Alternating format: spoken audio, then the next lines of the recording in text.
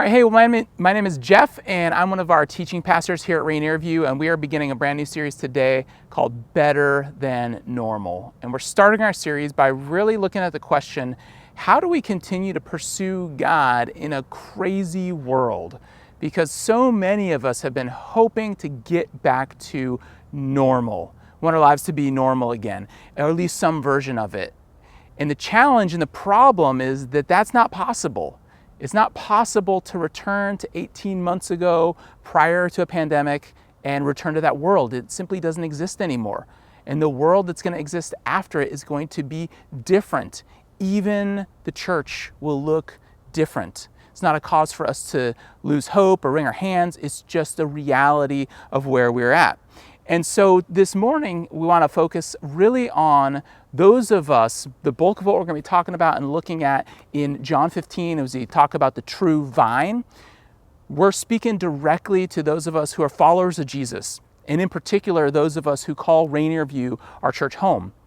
Now, if that doesn't describe you, you're just kind of exploring faith, checking things out, maybe somebody shared this with you. We believe that the passages we're going to look at are going to help you understand better, like, what's the role of the church in the world and in our society, and what difference might it make to your life? And so it's going to be worthwhile, but most of what I'm going to be talking about is going to be focused on those of us who are committed to belonging to a church, in particular, joining us at Rainier View and calling it your church home. And so let's just be honest, for many of us, the state of things right now, we're just kind of varying degrees of mad, sad, and frustrated, right?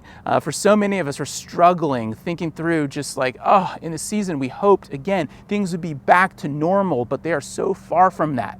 And so we struggle. Maybe we look around and we're like, where'd all the people go? Or maybe we're just, like, how dare you make us wear a mask again? Why do we have to do this?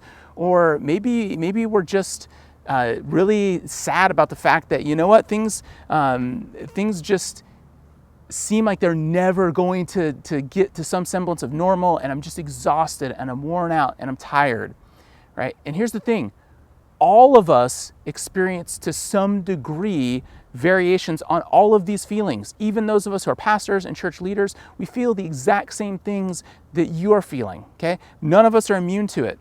But here's the thing. What COVID has done, in a lot of ways, it exposed and it accelerated things that already were happening in our lives under the surface, in our inner lives. It kind of pulled some of those things out. And so when it came to church, a lot of people, honestly, they've chosen their own personal freedom rather than following the lead of their pastors and up and move somewhere where they perceived that they wouldn't have to change, they wouldn't be challenged to have to live any differently than they wanted to. Others have been cautious in this season and stayed away for health reasons, which is 100% okay and still okay to do, and are planning on returning to live gatherings in churches at some point, but right now that they're not, and maybe people are taking advantage of the digital options to engage with church, and maybe they're not. And then there's some of us, right, that we've kind of liked the fact that the weekend is wide open. We like being at home and being in our stretchy pants. And again, maybe we're catching the service online, maybe we're not. But if we're being honest, we're not really planning on returning to a live church service anytime soon because it's kind of inconvenient. And we've really been wrestling with what difference does it make? Like, why do I have to go to church? And we've been forced to ask ourselves that question in a very real and practical way because our lives have been so disrupted. And so it begs the question, why does the church exist? Like, why do we have church services on a Sunday? Why do we have programs and groups that meet throughout the week? Like, what's the goal of our church and why are we here? And why do we have buildings? Okay? And so in this season, we desperately need to be reminded of what normal looks like, not from our vantage point, but from the perspective of Jesus. How does Jesus define what the normative experience for those who would follow him, what that should look like? And that's why we're gonna hop to John 15 in a moment, but what I wanna do is to kind of get the perspective on Jesus, his final instructions to his followers at the end of the Gospel of Matthew. And the Gospel of Matthew captures the life and the teachings of Jesus, and we see his final instructions as he leaves his disciples. Okay, and this is what it says, Matthew 28, verses 18 through 20. We read, "Then Jesus came to them and said, 'All authority in heaven and on earth has been given to me. Therefore, go and make disciples of all nations, baptizing them in the name of the Father and of the Son and of the Holy Spirit, and teaching them to obey everything that I've commanded you. And surely I'm with you always to the very end of the age. And so this is the focus of the church. This is the call to make disciples, to help as many as possible begin or continue in their journey, their process of following Jesus in their lives. This is the instructions that Jesus has given to his people. The reality is part of our normal for the vast majority of churches, I would argue, and hey, including our own, we get really comfortable with who's in the room. Like, of course, we want people, we like the idea of new people joining. We might even want that, but are we really going to go out of our way to change at all to make that happen? To be truly hospitable, to invite others in? Are we really going to set aside our own preferences to see that happen? A lot of times, normal says, no, we're not going to do that. But Jesus invites us to pursue something that is better than normal. But it costs us something to do that. And so what if we started to think less about getting back to the way things were and focusing on that, or just getting out of kind of the terribleness still of some of the things that we are experiencing in this season? And instead, what if we ask the question, what does it look like for Rainier View to be wholeheartedly engaged in the process of helping people become disciples, begin following Jesus in their life? That's a completely different normal. That's going to look like some reordering of our time, some changing of priorities, some shifting of the what's in it for me's to see that happen more fully. And so I'm not going to talk about any grand initiatives or big plans this morning. What we want to do is we want to look at, again, in John 15, of what Jesus says is the true source of all of our spiritual strength and growth and where that comes from. That we've got to get this first thing right. We've got to be reminded of this basic, fundamental reality of how we are changed in our inner lives, how that spiritual growth takes place. And so that's going to require us to do some things that are different. It's going to require us to order our daily lives in such a way that our pursuit of God looks like anything but normal. And so in John 15, if you look in your Bible and there's these headings at the top of John 15, you might read that it says the upper room discourse is part of where this lands, okay? And that's because some academics put some labels at the top of these passages, okay? But this is not a college discourse. This isn't a college lecture. What we read in John 15 is Jesus' heart for his 12 closest disciples, his 12 closest followers. But not only them, it's Jesus' heart for anyone who would follow him in the generation after generation after generation that would come. We need to be reminded of Jesus' heart and desire for us. That's why we're looking at this. And so the reality is that it's a cliche, but it's true. That Christianity, it's not a religion, but it's a relationship. And just because it kind of is bumper stickery doesn't make it any less true. And the reality of the past year and a half, really the events that we've gone through have exposed what we trust in. Because the reality is that crisis exposes what we trust in and where it resides. So is our trust in a political party? Is our trust in a social movement? Is our trust in what some random person is teaching some random thing on YouTube? Is our trust simply in ourselves and our ability to kind of get through this without the help of anybody else? Is that where our trust lies? If those are our primary sources of trust, primarily where we draw our strength from, we are going to come up empty at some point. We're going to come up exhausted if that's what we are relying upon to nourish us in our inner lives. We need a different source of strength. And so turn with me to John chapter 15, verse 1. If you need a digital version of a Bible, you can get one for free on the Bible app. But find John 15, starting verse 1. Let's read this together. I am the true vine, and my Father is the gardener. He cuts off every branch in me that bears no fruit, while every branch that does bear fruit, he prunes so that it will be even more fruitful. You are already clean because of the word I've spoken to you. Remain in me as I also remain in you. No branch can bear fruit by itself. It must remain in the vine. Neither can you bear fruit unless you remain in me. And so what I love about this teaching is that, man, it is really straightforward. As you could see on one of these vines that, right, the branch only bears fruit if it's connected to the vine. Like, it's a very simple piece of imagery that any of us can understand. Now, we could go on for days and unpack some of the significance and the symbolism around this vine, but I want us to feel the simplicity of the statement. Are we really connected to Jesus? Right? Like, is Jesus transforming what is going on in my heart and my mind? Is that transformation taking place? Like, am I really connected there and experiencing transformation? And so another obvious part of this passage is really that the imagery of the vine comes from viticulture.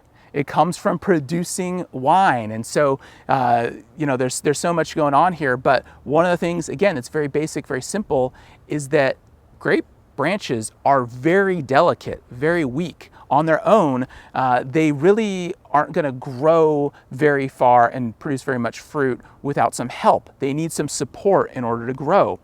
And so the question that we need to answer and we need to kind of wrestle with when it comes to church and our pursuit of God and how these things work together is, do I really need the support of the church to grow spiritually? And in fact, isn't organized religion really part of the problem? Don't churches contribute as much pain in our world as they do help? It's a valid question to ask, okay? Can I just have a few Christians in my life and I'm just kind of doing practices on my own? And isn't that enough? Isn't that good enough? Can't I just settle for that? And so if you left these vines and these branches to grow on their own, yes, they would produce some grapes, but they would never produce a consistent and a full harvest in order to produce wine without some structure, without some trellis for the vine and the branches to continue to grow on. And so that's the role of the church. The role of the church is to be like the trellis, to be this support, to give the structure for spiritual growth to happen consistently over time. Okay, and so in the season that you've wrestled with and you've thought through, okay, what's the role of the church in my life and what role should it play? Maybe you've gravitated towards that idea that, well, it's really part of the problem. I don't see it helping me very much. And so maybe you're saying, I'm just going to opt for kind of a home church experience. I'm just going to kind of practice these things on my own. And that's kind of like trying to, see a branch of the vine grow grapes without the support of a trellis.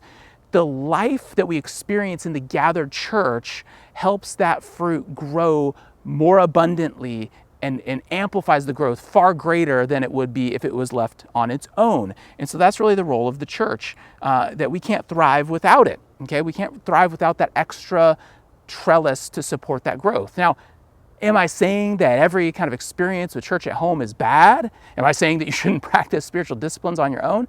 No, of course not. But what I'm saying is things that are healthy tend to grow. And as they grow, if we want continued growth, there needs to be something to support that growth. And so there needs to be some structure to allow there to be consistency.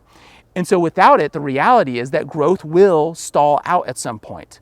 And that's not what we want for you. We want for you as the people who are engaging with the life of the church at Rainier View to kind of be vintage quality people. We want maturity and depth to come. And so that's why we have structure. That's why there's organization. Even institutionalizing some of the structures of the church is not bad in and of itself. It's when we make the trellis the point. When we make the trellis a capital T thing and we exist for the trellis to be there, that's when things get out of order. The trellis is just there to support the growth of the vine. And we get to be part of that growth. We get to be part of those branches. And so there's sort of this myth out here about especially the early church. I've heard this from Christians several times, that we need to get back to the early church, in this idea that it was very low structure. It was kind of just like loose electricity, and people just kind of, they followed the Lord, and God was doing all these supernatural things, and we just kind of need to get back to that. Just kind of listen to the Spirit, do what God says in the moment, and it's all the structure that's the problem. The problem with that line of thinking isn't that we shouldn't seek to listen to how the Spirit's leading us. It's not that we shouldn't seek to pursue God in our daily lives. The problem is that's not the picture of the early church in the book of Acts. So I'm not going to do, kind of verse by verse look at what's in the book of Acts, but what we want to do is do a quick flyover and how we see both rapid growth and rapid organization happening in the life of the early church. So if you want, you can look at these on your own. But in Acts chapter 4, we see this sketch of the early church where right out the gate, there's rapid growth. Many people are coming to faith from a small gathering of about 100, then there's thousands. And we see people bringing their possessions and laying them at the apostles' feet. And the apostles are organizing these donations and they're giving them to those who have need, to the point where it's described in the early church that no one had need among them. See a little bit of organizing taking place. Then a couple chapters later, in Acts chapter 6, we see that meeting the needs of people, feeding those who are hungry, caring for widows, that there's too much to administrate. And so the apostles create another organizational leadership line of deacons, people who are tasked with the job of making sure that the distributions are fair and effective. We see organization taking place. Then in Acts chapter 8, we see persecution hit the church and the churches scatter. And so we would assume, okay, they're going to go low structure. There's not going to be a lot of organization that we see. But is that what happens? No, as the church spreads out all over, well, we would say today, the areas of the Middle East, Turkey, Greece, the church is spreading out all over. But in Acts 15, we see a high degree of organization. We see a multinational gathering of church leaders to kind of have this council to answer the question, oh my gosh, we're having people come from all over the world, from all these non-Jewish backgrounds. How do we help create a healthy church community where people are coming from all these different vantage points and all these different viewpoints? And so they have a meeting and they land on 3 simple principles for all the churches to use to keep reaching people and to keep growing, both in reaching new people as well as fellowship with each other. And so I share that kind of brief flyover, this overview, to point out that we think organization and even the kind of institutional nature of the church, that it's necessarily some sort of bad thing. It's not. Growth and organization always accompany one another in a healthy way, just like every winery has trellises to support the growth of their vines to produce fruit. It's the exact same thing. And so the question then is, well, what's some of the fruit growing on the trellis of Rainier View? Like, we have structure, we have organization, we have buildings. What are some of the things that maybe you don't know about that are growing? And so one of the really cool things that we want you to know about is our partnership with Tahoma Church. If you were able to attend our outdoor praise night this summer, you got a little taste of this partnership where we came together, and Tahoma Church is seeking to be a bilingual church in Pierce County, and we got to come together and sing songs both in English and in Spanish. And it was really this foretaste of what we believe our future is as described in the book of Revelation. Let me just read kind of one verse. In Revelation 7:9, it says this, "And after I looked, there before me was a great multitude that no one could count, from every nation, tribe, people, and language, standing before the throne and before the Lamb." Now, our connection to Tahoma came because we weren't concerned with the Rainier View trellis and making that predominant and our primary focus. Instead, like, what's our call as a local church to help the growth of the Great Commission happen, to see more people take steps to begin to follow Jesus, begin to be disciples in their lives. And so we kind of met Pastor Jose, and he was looking for somewhere to, again, establish Tahoma. He was kind of in the Bible study in the living room phase, and he, again, needed more trellis, somewhere to grow. And so we said, you know what, we've got a room on Sunday mornings that you can actually use that would fit your church. And so what you need to know about church plants is that often finding a place on Sunday mornings can be incredibly difficult, can be incredibly challenging. It's kind of the thing you're really looking for. And so we knew that giving Pastor Jose and Tahoma Church some space on a Sunday morning would be a huge benefit, a huge help to them. And again, we did that. Why? Because we have some trellis that we can help the church grow. We can help more fruit grow on that vine, so to speak. And so he started meeting a couple years ago. Pastor Jose's had to navigate all the same challenges of the pandemic as we have, and his heart for people is just so huge and so immense. And so I would love for you to hear a little bit of Pastor Jose's story right now. Let's watch. Hola, soy el Pastor José López de Tahoma Church. Hello, my name is Pastor José López from Tahoma Church. Hace 2 años y medio el comenzar una nueva iglesia era solamente un sueño. About 2.5 years ago, the thought about starting a church was only a dream. Comenzamos cuando las situaciones del COVID eran difíciles. We started when the whole situation with COVID started to get really rough for everyone. Pero tuvimos la ayuda de la iglesia de Rainier.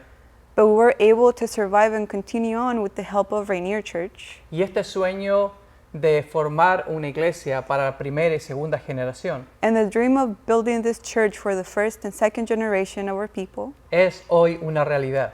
today is a reality.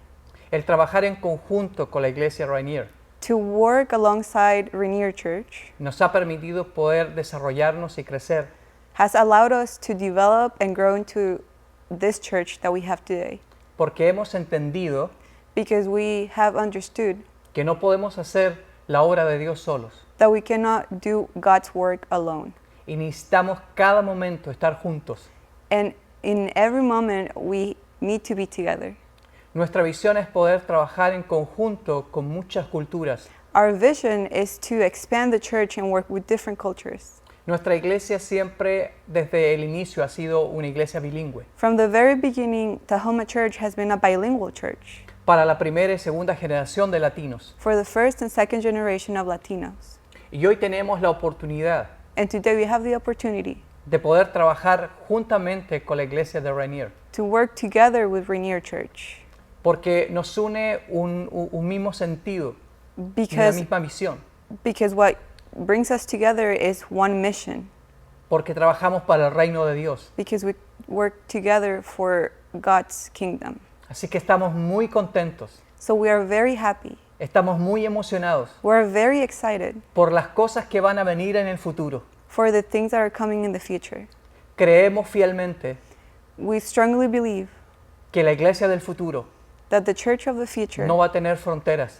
will have no frontiers. Esperamos el retorno de Jesús We wait for Jesus' return, y Jesús viene a buscar una sola iglesia. and he's coming back for his church. Así como el 5 de septiembre Just like the 5th of September, vamos a celebrar juntos a Dios. we will be celebrating God together. Una sola voz, One voice, una sola nación, one nation, un solo corazón one heart, para expresar alabanzas a nuestro Dios. to express our worship to our God.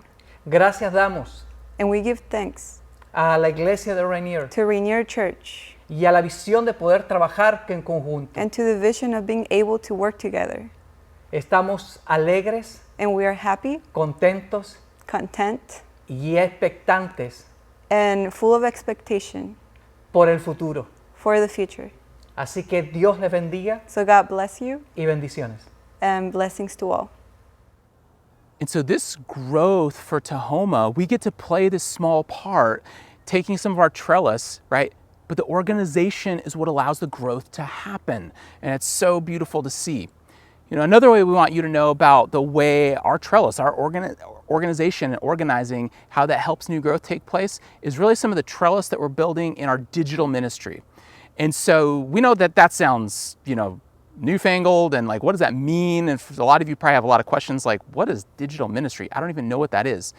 Basically, in the simplest way to think about it is we want to reach people where they are at. And guess what? Everybody has one of these in their pockets. Everybody has something digital right in their hands. And so we want to be able to meet people where they're at. And so we are committed to each and every week producing messages, crafting them with a level of excellence that you can share confidently and boldly with people these messages as you meet friends and family and coworkers and others in your lives, that you can easily share content and resources that we create at Rainier View with a simple text, an email, a social media share, but putting this content out to people in your lives. Now, we don't want you to spam people, okay? Don't send like a Monday office email to everybody in your office, like, here's my message for my church.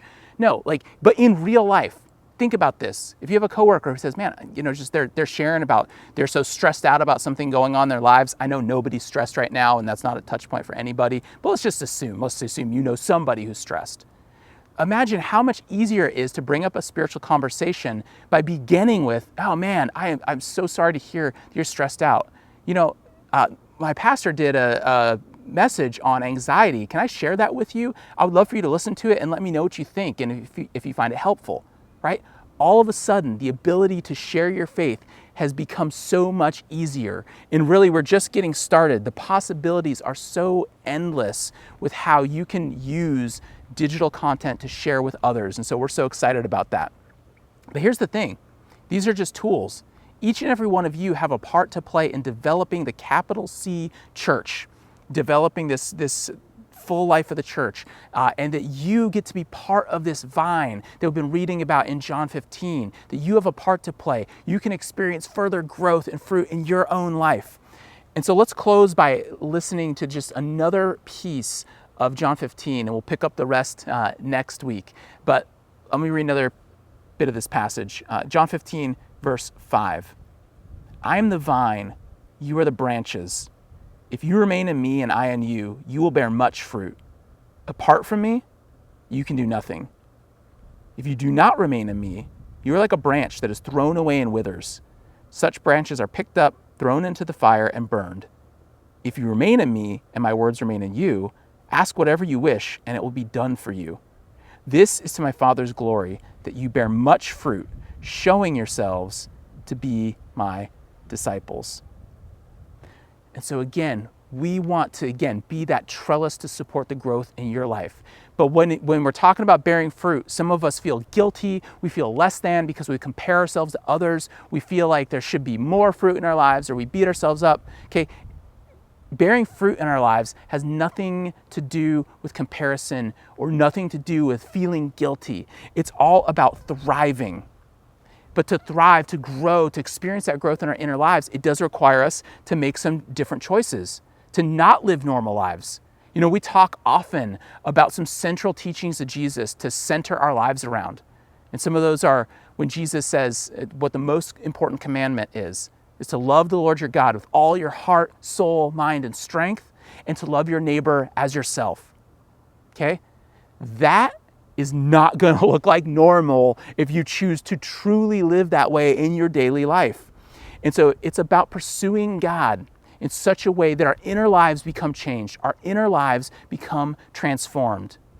And so how do you intentionally need to abide in the vine more? Is there something that maybe you need to trim out? You need to cut back. There's dead growth that's inhibiting new growth taking place. And there's just some things that you need to trim out of your life.